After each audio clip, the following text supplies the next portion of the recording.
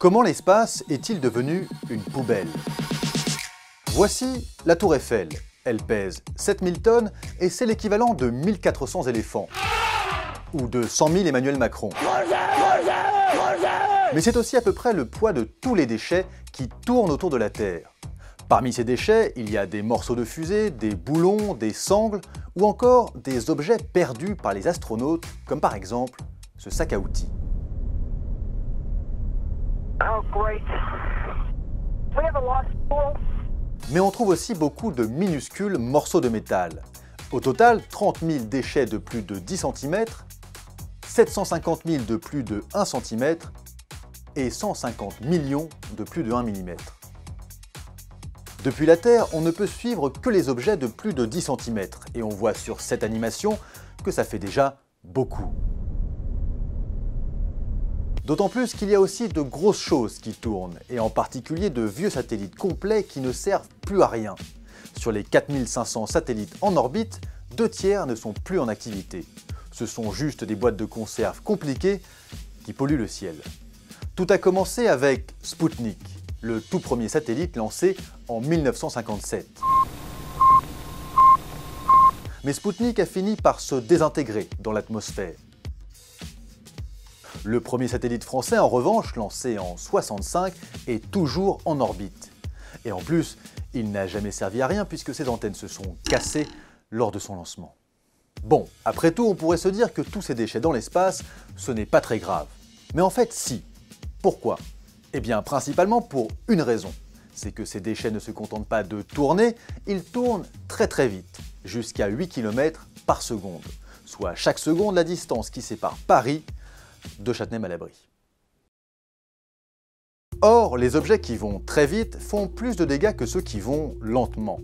Une balle de Kalachnikov, par exemple, fait très mal quand elle est tirée avec un fusil. Mais beaucoup moins quand on la lance avec les doigts.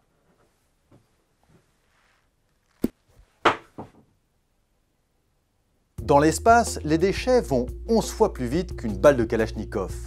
Et voilà le résultat sur le télescope spatial Hubble, en orbite depuis 25 ans. Tous les trous que vous voyez sur ces photos ont été provoqués par des débris en métal de la taille d'une fourmi. Et en plus, c'est un cercle vicieux, car en heurtant des satellites, ou même en se heurtant entre eux, les débris de l'espace créaient d'autres débris.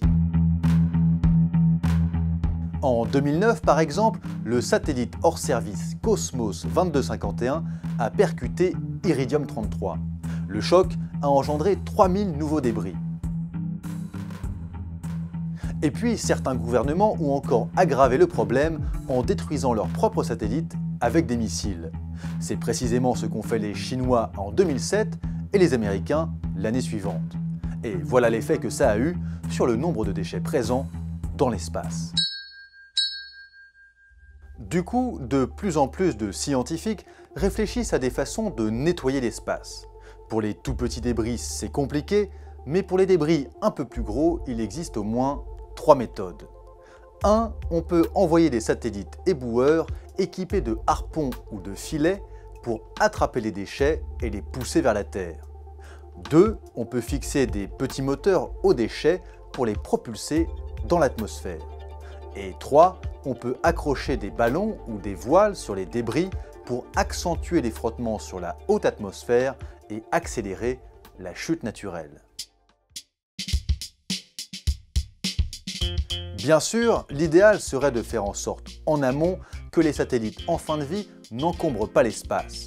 Il y a des techniques pour cela qui consistent à monter sur les satellites des systèmes pour les éloigner de la Terre quand ils ont fini leur travail, ou alors, au contraire, de les rapprocher pour se désintégrer dans l'atmosphère.